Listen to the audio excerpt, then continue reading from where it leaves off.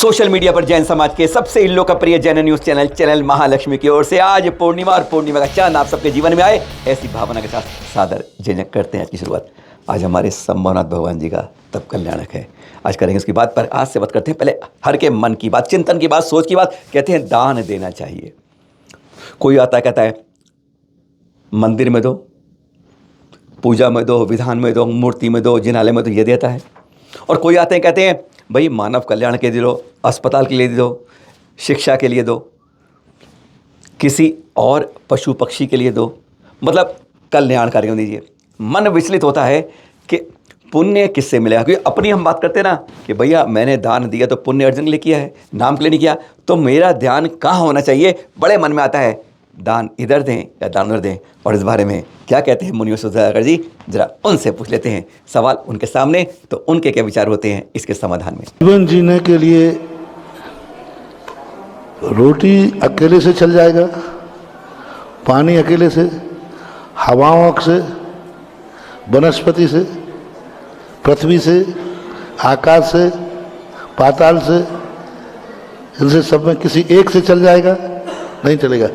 जैसे अपने जीवन में कितनी चीजें सहयोगी होती है तब जीवन चलता है, इसी प्रकार धर्म में भी मानवता से भी चलेगा, क्रिया से भी चलेगा, पूजा से भी चलेगा, अभिषेक से भी चलेगा, एक चींटी को बचाओगे उससे भी चलेगा।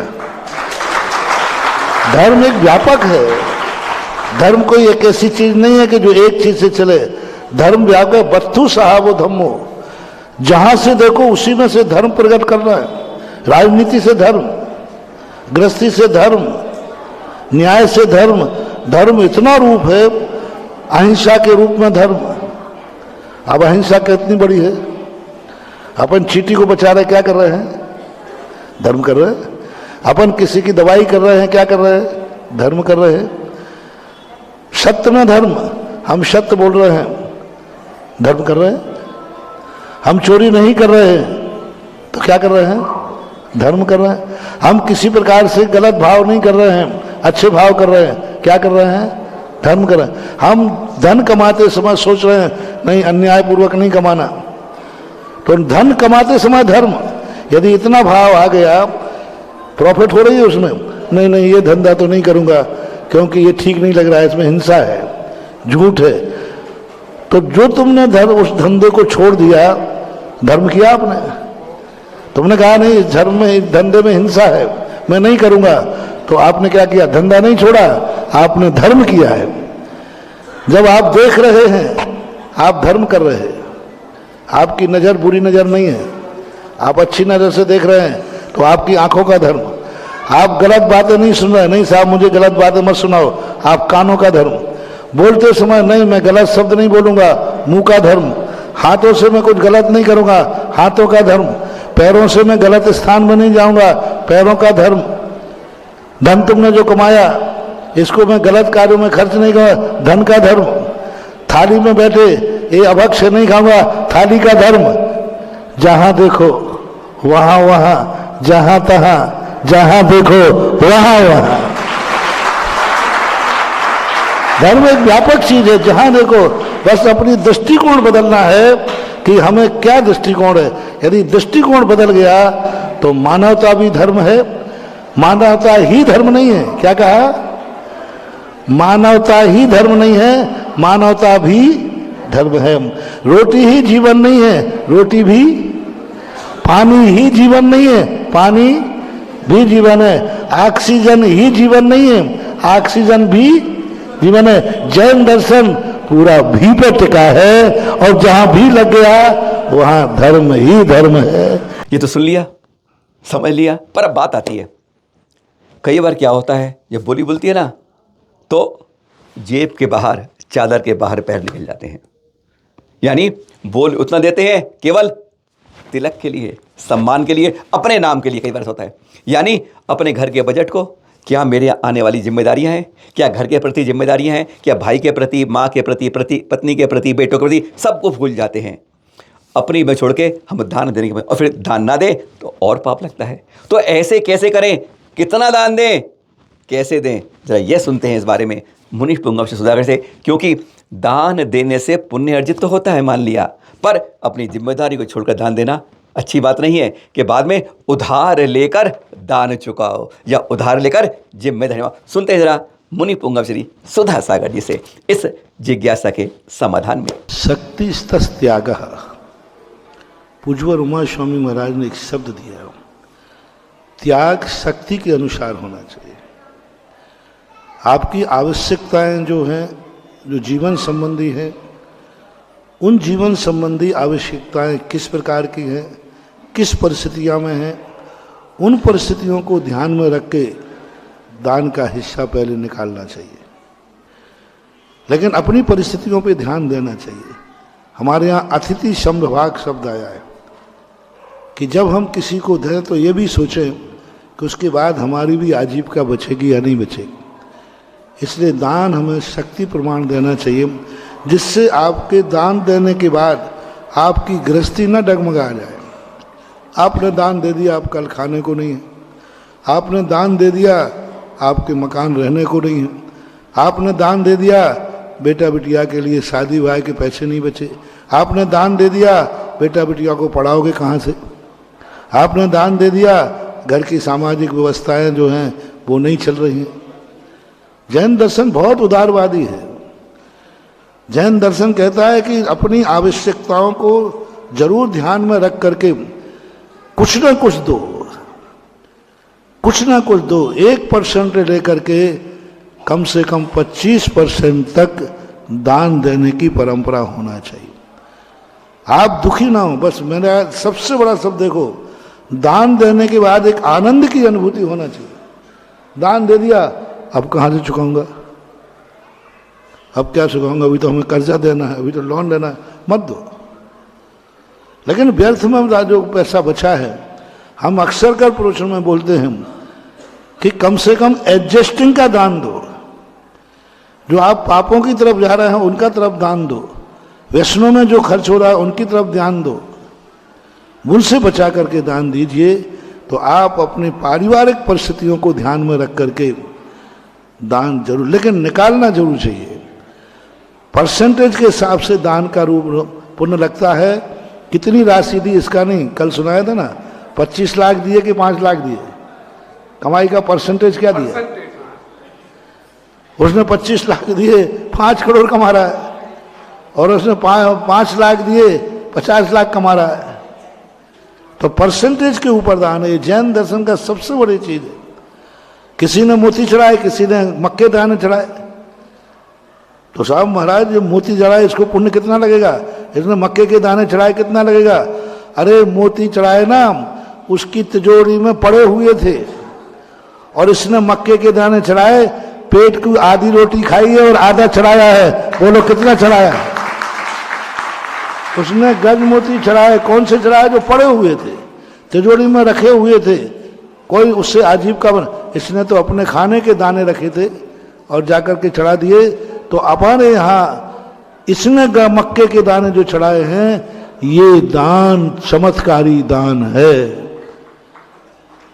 चमत्कारी दान है। और वो गजमोती चढ़ाने में कुछ नहीं हुआ।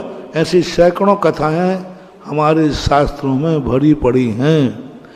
कितने लोगों की भेंट श्री कृष्ण के दरबार में आती थी, कोई मायना नहीं रखती थी। सुदामा के चावल क्यों इतने मीठे थे कि भरी सभा में कच्चे खा गए। क्या बात है सम्मानुभाव, कच्चे खा गए। द्वारकाधीश नारायण थे, भूखे नहीं थे। और कितने लोगों की भेंटें आती और उनके घर में, और वो ऐसे खा गए जैसे उनमें क्या मिठासता थी। शक्ति सत्यागा, कितनी बड़ी मान था उसमें कि उसने एक एक दाना बचा करके, और वो आए थे जो खाने को भी नहीं था फिर भी भेंट में लाया, खाने को नहीं था फिर भी भेंट में लाया। वो दाने अनमोल हो जाते हैं। इससे दान में शक्ति को नहीं छुपाना। दान कहाँ देना है, दान कितना देना है, पर एक साफ और एक और सवाल आता है मन में। दान के बारे में आज बात करेंगे आपसे कि दान कौन सा ज़्यादा पुण्यशाली होता है, मंदिर के निर्माण वाला, तीर्थ के निर्माण वाला, मूर्ति के लिए सहस्त्रकूट की हो, मूल वेदी की हो, विधान के लिए, पूजा पाठ शास्त्रों के लिए, यानी बहुत तरह के दान होते हैं। इस दान के अंदर उपयोग कहाँ होगा? राशि एक सीमित है। किसी के लिए संभव है 1000 रुपये हो, किसी के लिए 1 लाख हो और किसी करोड़पति के लिए 10 लाख हो। पर उस राशि से विभिन्न विभिन्न दानों को क्या एक ही पुण्य मिलता है या हर का पुण्य अलग अलग होता है? बहुत चिंतनीय सवाल है, क्योंकि दान का सदुपयोग होना चाहिए, राशि का सदुपयोग होना चाहिए। सुनते हैं इसी चीज़ का समाधान मुनि पुंगव श्री सुधा सागर जी से। काम की बातें हैं, क्योंकि दान देने के लिए हमें अपने शख्स तक त्याग के रूप में करना चाहिए, जितनी सामर्थ्य है उसी अनुसार। पर देना कहाँ चाहिए, कौन सा पुण्य जा देगा? सुनिए जरा। उसका उपयोगिता कितनी है और किस प्रकार की उपयोगिता है, उसके अनुसार दान का डिवाइडेशन होता है। आपने जिसको दान दिया उसने उस दान का क्या किया दान लेने के बाद, तो उसके अनुसार, जैसे आपने मूर्ति दान दी, तो मूर्ति दान देने के बाद उसका क्या उपयोग होता है? लोग बुरे भाव करते हैं कि अच्छे भाव करते हैं? 99% अच्छे भाव ही करते हैं और उनके प्रति श्रद्धा का भाव आता है। अब दूसरी बात में, किस मूर्ति के प्रति लोगों का ज्यादा आकर्षण होता है? मूल नायक।